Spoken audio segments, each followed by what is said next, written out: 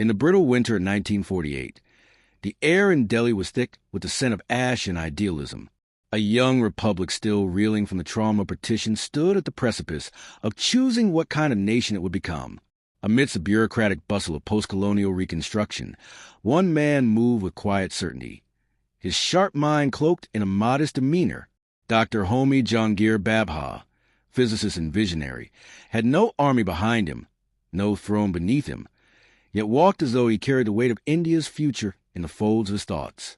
Unlike the politicians who sparred over borders and budgets, Bhabha saw time in isotopes and possibilities.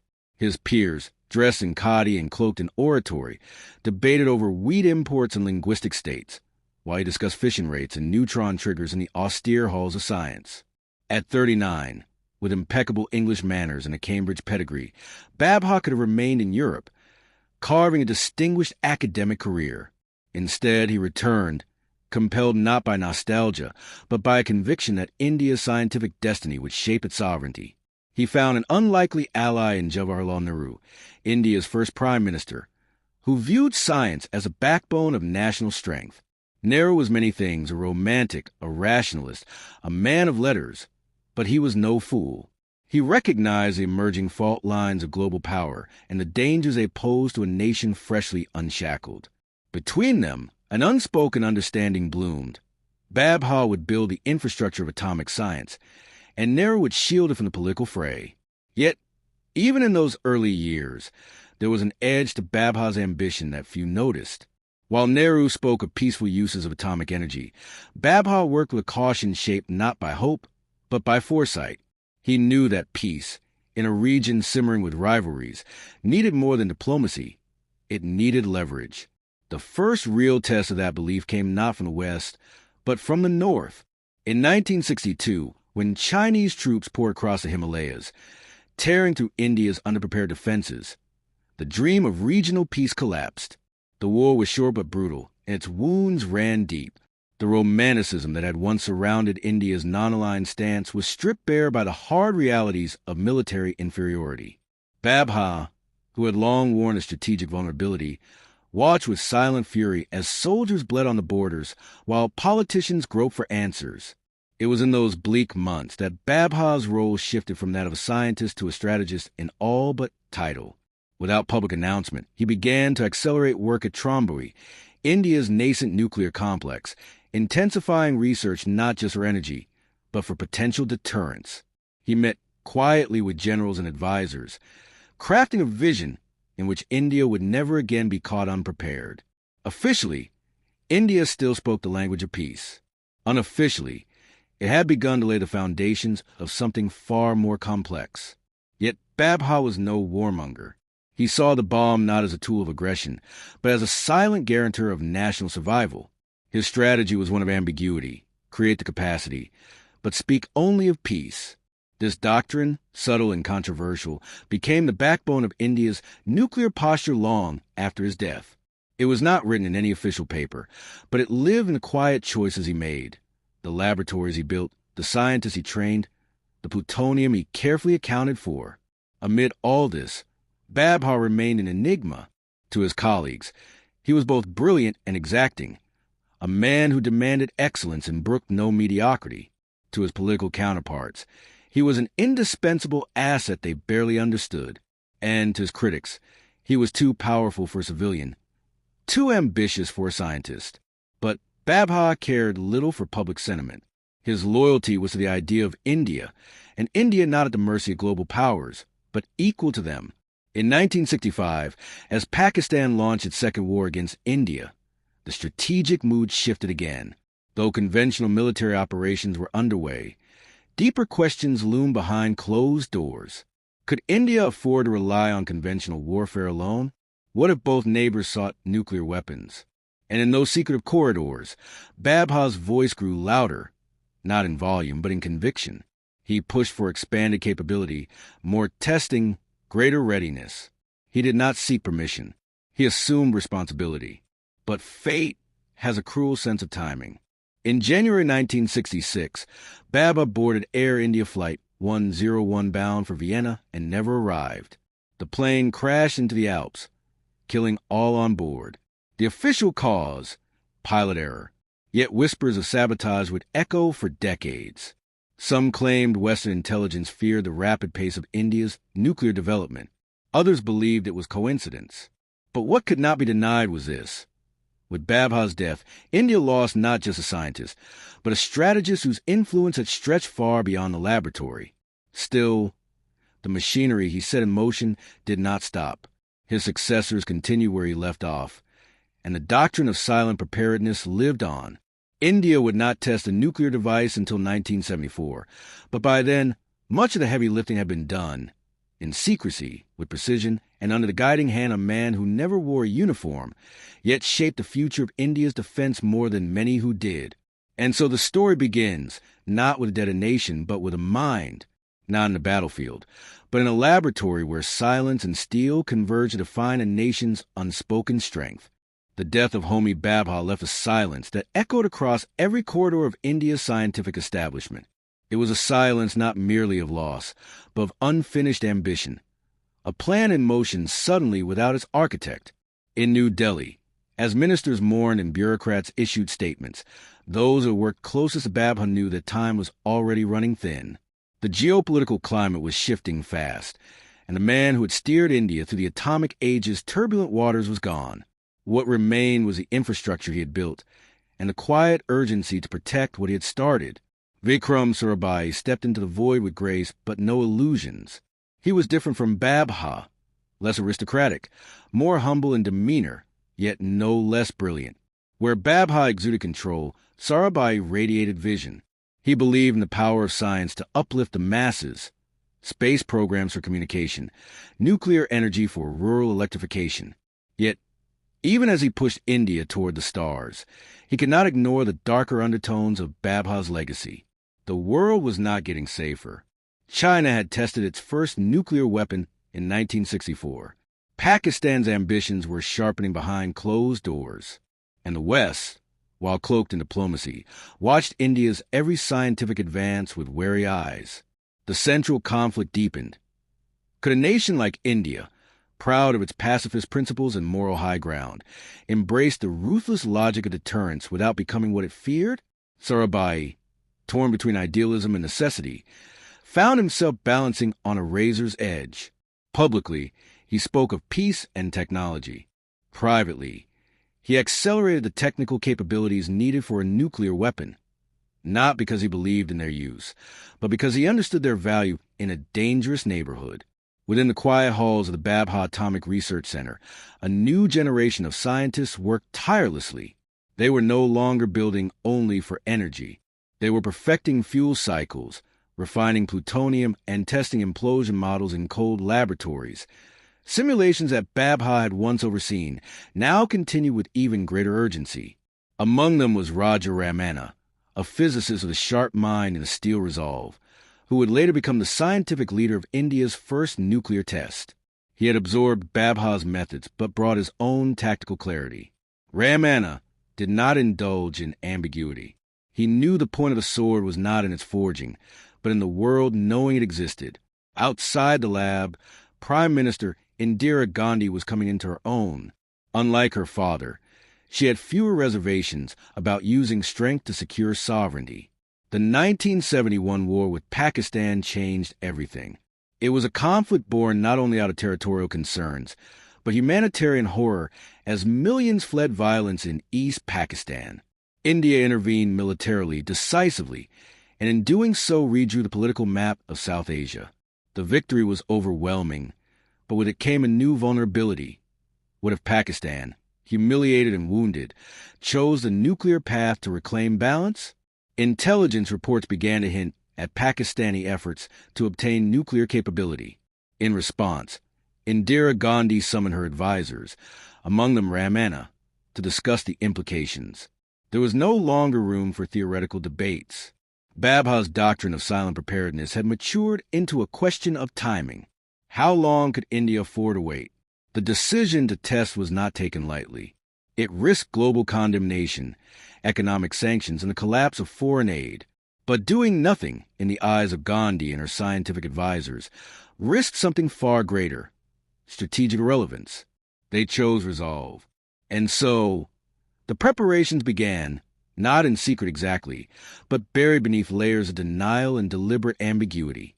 Pokhran, a desert test site in Rajasthan, became the focal point of India's nuclear ambition. Underground chambers were dug with care, instrumentation installed with meticulous precision. Only a handful of people knew what was truly about to unfold. Ramana oversaw every detail. Sarabhai, though instrumental in laying the groundwork, had died unexpectedly in 1971. His sudden absence marked yet another transition, from a visionary idealism of space and science to the grim calculus of military necessity. In those final weeks before detonation, tension ran high. Technicians triple-checked connections, scientists ran simulations, and political handlers weighed international fallout. The world remained unaware, lulled by India's long-standing ambiguity. It was exactly as Bhabha had once envisioned, not loud declarations, but quiet capability. And then on May 18, 1974, under the vast sky of Pokhran, the earth shook. A buried device, nicknamed Smiling Buddha, detonated with controlled precision. It was India's first nuclear test, a technological triumph cloaked in diplomatic subtlety. The government called it a peaceful nuclear explosion, but no one was fooled. The message was clear. India had entered the nuclear club on its own terms, at its own pace. In the aftermath, international backlash followed as expected. Sanctions were imposed, and critical voices rang out from every corner of the globe. But within India, there was a sense of vindication, not triumphalism, but quiet confidence. The years of silent labor, intellectual daring, and moral questioning had culminated in a single moment that reshaped India's global position. Yet the conflict did not end there. If anything, it deepened. The question now was not whether India could build a bomb. It had. The question was how it would use the power it had acquired. Would it posture like the superpowers? Would it extend its hand toward disarmament? Or would it stand alone, refusing both extremes, carving its own doctrine of restrained strength? These were the dilemmas left unresolved in the wake of Pokhran. The men who had once followed Bhabha's lead were now leaders themselves, tasked with transforming capability into policy and policy into doctrine. India's nuclear journey had moved from theory to practice, but its soul remained in tension, pulled between its ideals and the unforgiving demands of strategy. As the dust settled over Pokhran, one truth became undeniable. Bhabha's legacy was no longer confined to laboratories or academic journals. It now lived in the hardened resolve of a nation that understood, finally, the price of being underestimated. The path ahead would be fraught with moral peril and strategic risk, but it would be walked with open eyes. The silence that followed the blast was not emptiness. It was preparation, for what came next would define not just India's arsenal, but its place in the world. By the early 1980s, the desert winds of Pokhran had long since carried the echoes of India's first nuclear test into the silence of strategic ambiguity. The world had taken note. Allies had turned cautious, and adversaries had sharpened their questions. Inside India, however, a new phase had begun, one not a demonstration, but a refinement. The bomb had spoken once, but now it needed to mature into something more than a symbol. It needed structure, doctrine, and permanence. It needed to move from science to strategy. At the heart of this transformation stood Dr. Raja Ramana, whose role had expanded from physicist to silent custodian of India's nuclear intent. Unlike Bhabha, whose elegance had concealed a fierce will, or Sarabhai, whose optimism tried to tame realpolitik, Ramana was blunt, focused, and uninterested in political poetry. He had witnessed firsthand what science could do in the hands of policy, and now he turned his attention to the challenge of control, how to integrate scientific achievement into military infrastructure without surrendering its soul to politics or impulse. The challenge was twofold. First, the technical systems had to be matured into repeatable, reliable deterrents, miniaturized warheads, delivery systems, safety protocols. Second, and more complex, was the question of command. Who would decide if the bomb should ever be used? In a democracy that prided itself on civilian oversight, the idea of nuclear command had to be reconciled with military readiness. It was in these years that the foundations of the Strategic Forces Command were slowly, quietly conceived, not announced, not publicized, but architected in steel and secrecy. But India's ambitions were not evolving in isolation. Across the border, Pakistan had absorbed the lesson of 1971 with brutal clarity. Having lost half its territory and suffered military defeat, its generals had come to one conclusion: never again without the bomb. Under the cloak of ambiguity and with clandestine support, Pakistan's nuclear program accelerated. Intelligence reports became grim reading. Dr. A.Q. Khan, once an obscure metallurgist, emerged as the face of Pakistan's uranium enrichment efforts. And though his television appearances were rare, within Indian circles his name became synonymous with urgency. The rivalry, long simmering, had entered a dangerous new phase, a shadow war, centrifuges and test sites, of spies and denials. In New Delhi, military planners grew restless. The question was no longer if Pakistan would test, but when. India had the technical upper hand, but it could not afford strategic complacency. Deterrence, after all, was not just about having weapons. It was about ensuring the other side believed you could and would use them if pushed. The main players now included more than scientists and prime ministers. Intelligence agencies like RAW and IB became integral to the strategic loop.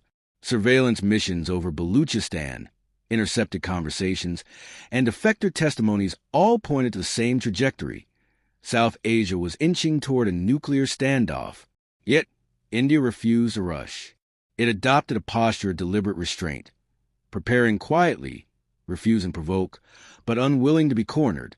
Through these tense years, the doctrine that Bhabha had only hinted at in veiled language began to find form. It was not a doctrine of aggression nor one of submission. It was a doctrine of calibrated silence. India would build perfect and prepare, but it would not parade. It would respond, never initiate. And always, it would hold the moral line that nuclear weapons were not tools of war, but instruments of deterrence, to be guarded with discipline and never wielded in vanity. The arrival of missile technology further deepened this transformation.